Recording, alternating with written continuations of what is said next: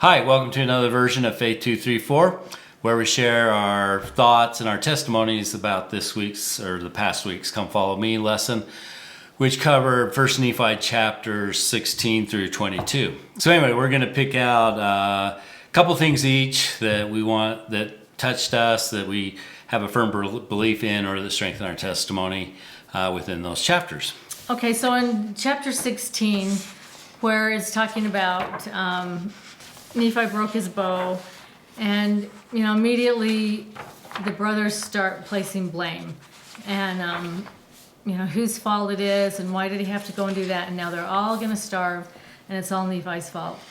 And it made me think about when things go wrong, do we immediately look for someone else to blame besides ourselves and for our situation? And also, instead of asking why do bad things happen to good people, I mean, Nephi and a lot of the group were doing what they should, but asking what do good people do when things go wrong, and maybe going to the Lord and saying, well, as Nephi did, being proactive and searching for an answer to the problem, and then having faith and patience in the Lord's timing. But we need to take a look at ourselves and see when bad things go wrong, situations don't turn out the way I want them to do. Do I look outward and try to place the blame on someone else, or do I ask the Lord, what can I do? What can I do to make it right? And I think Nephi's example with the bow is a good illustration where the bow broke, but he said, hey, I broke the bow, and then just immediately went to the Lord about how to fix it, where could he build a new or make a new bow, and then went to his father to find out where the food was. So he could have been frustrated, Laman and Lemuel, because their bows lost their spring, or that they were in a situation, or maybe the dry weather caused the bow to break because it wasn't used to all that the lack of humidity. But he didn't do that. He just said, okay, what do I need to do to fix this situation? He didn't blame other people, but took the initiative. What is it? Elder Bednar often talks about it being To go out and act instead of waiting. Be acted upon. Yeah. So. And then I also liked in that same, where he went to his father. That's a show of respect to his father, as his father, but also as the prophet. And, seeking direction from him, which I guess kind of spurred Lehi to, make a change of heart and humble himself as well. So. Yeah. And I like how that in chapter 17 is illustrated that, they just had, Ishmael died, and so some of his daughters and, extended family were complaining about that and weren't reacting very positively. But then in 17:2, we read where Nephi said how great the blessings of the Lord were upon us, and that while we lived upon raw meat in the wilderness, our women were healthy and our children grew and waxed strong. And so he saw the positive in things, which is pretty impressive, to be grateful for raw meat. But then the next verse, I think what helped him see that is, he says, and this is 17:3, and thus we see that the commandments of God must be fulfilled. So he gives commandments, but if we obey them, the promises associated with those commandments must be fulfilled. And he said, if the children of men keep the commandments of God, he doth nourish them and strengthen them and provide a way for them to accomplish it, which is very similar to 1Nephi 3:7. He's kind of reiterating that. But then at the end of verse 3 says, and God does provide means for us while we did sojourn in the wilderness. So God came through because they were obedient. And it's almost that Nephi recognized that as a guarantee, that if they do keep the commandments, God's going to bless us. Maybe not immediately, but he had that faith that would happen. And it's part of God's justice. Not only does he inflict problems and issues on the wicked, but he, due to his justice, he's committed to blessing the righteous when they keep the commandments. So there's two sides to that justice coin, and Nephi recognized the good side and was willing to, and allowed that to help him think celestial as they were journeying in the wilderness, feasting on raw meat. So. And just in contrast to that, again, Laman and Lemuel and the daughters of Ishmael not only complained about the loss of the meat. Then when they finally got to found the food and their father passed away, they were grieving their father. And then instead of just grieving their father and going on, then they started to go back, and this happened, and we have suffered, and now we're going to die. And so they were not only suffering the things that they were at the moment, but they were also suffering for things that might happen that hadn't happened yet. And so you can just re-suffering of things that have happened a long time ago.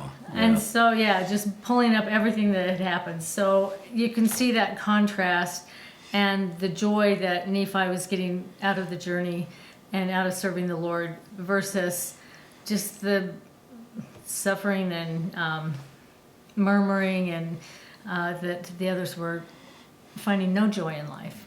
When, like that quote from President Nelson, it doesn't have as much to do about our circumstances as it does about our focus. And Nephi was focusing on the Lord and their blessings. Yeah. And I think through our lives, my wife's better at it than I have been, but looking on the more positive aspects or seeing the opportunities that come with trials or trusting more in the Lord and not being so quick to blame him or blame other people, and not to live in the past either, but to move on and to move forward and to keep progressing along that path, even though maybe the path isn't going the direction we thought it was, or we got off it a little bit or whatever, but to keep moving forward and trusting more in God and not blaming our circumstances or things that happened in the past or what somebody did to us, but putting that behind us and moving forward. So I like that. Do you want to do 1 Nephi 16:1? Okay. Chapter 16, verse 1, it says, Nephi was saying, it came to pass that this is when he had just been talking to his brothers, and they were asking him questions about the vision of the tree of life and the meaning of all the different symbols and things that were in there. And so Nephi was telling him, everything that the angel had revealed to him, had told him in this dream. So then they came back and they said, thou hast declared hard things unto us, things that we're not able to bear. And Nephi said, I know I have. I know I had spoken hard things against the wicked according to truth and righteousness. The wicked are going to find truth and righteous things hard to bear sometimes. And it just made me think of when we listen to General Conference or, things from our leaders, if we find them hard to bear and we think, I don't understand it, I don't want to do it, I don't agree with it, that instead of turning away from our leaders and turning away from the message that they have brought us, maybe we need to take a look at our own heart and where we are, and if maybe we're being hard-hearted towards the word of the Lord. There's a lot of things they're going to teach us that maybe we don't understand right now, but that doesn't mean that we turn on our leaders or we turn on the Lord. We have to try to keep our hearts soft and our minds open and be willing to receive inspiration regarding their words. Yeah. And that reminds me at the end of the reading in chapter 22.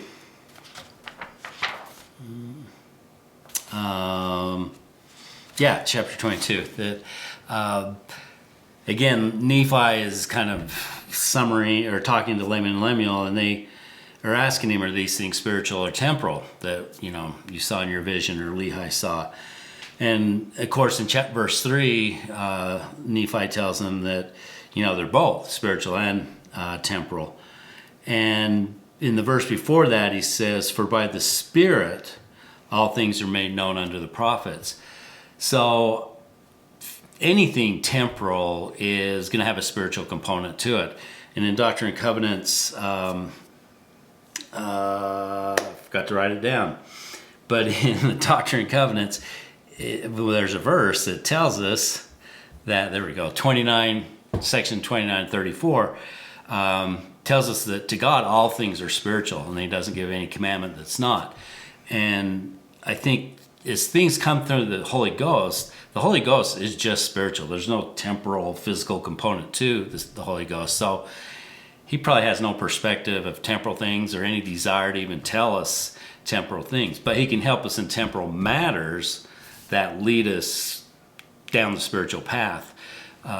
Because I think that's what Nephi was trying to convey to Laman and Lemuel, is that everything has a spiritual component. It may seem temporal, the scattering of Israel may seem temporal, but there's a spiritual component behind that, and that being the covenant. So I think this also echoes President Nelson's counsel to think celestial, that, we might be thinking about, job, school, work, whatever, home matters, anything, and those can seem very temporal things, but yet we can be directed in spiritual ways so that the choices we make help us progress spiritually, or don't get in the way of our spiritual progression. We don't become too temporal or whatever, which is what Laman and Lemuel seem to do. They are always focusing on the temporal. But I think if we see temporal things as being spiritual, and sometimes, God doesn't really matter what temporal choices we make, and so we just make whatever we feel best about. But hopefully if we have the Spirit with us, we'll make ones that aren't going to distract us from any spiritual progression or development. So when we are focused on temporal things, some of those spiritual things can be hard for us to hear or accept, because we're not seeing the big picture, the long game that's associated with what our prophets or leaders are telling us. And it's interesting in chapter 22, verse 2, that Nephi connects it back to the prophets. He says, "For by the Spirit are all things made known unto the prophets." So just like Lisa pointed out, some people have a hard time with what the prophets tell us because it doesn't mesh with their temporal view of the world or their situation. But that's how God's going to tell us his spiritual plans, and we need to focus on the prophets and their words, and not just pick and choose, but to be completely, I guess all in on what the prophets say and what they tell us. So, and it's at least my testimony that the counsel of the prophets is true, and that we do bless our lives by abiding by them, and particularly whatever the current prophet is telling us. And we've lived through a few different prophets over the years, and when President Benson told us to focus on the Book of Mormon, that definitely was the blessing and definitely worth doing, and there's many other examples. So listen to the prophets. Yeah. Just the one last thought, because I know we're almost out of time, but when the Lord was telling Nephi how to build a ship, and his brothers were going, "You can't do this, you don't know how," all of that. The Lord if it's important to us, it's important to the Lord. So he taught Nephi to build a ship. He has helped me sew dresses, and he can teach us to build houses or whatever we need to do. So don't be afraid if you have something that's important to you to take it to the Lord and ask for direction. Even if it seems like, this is nothing spiritual, nothing to do with church. If it has to do with your life, then the Lord is interested too. So whatever you need to accomplish, take it to him and ask for direction. Excellent point.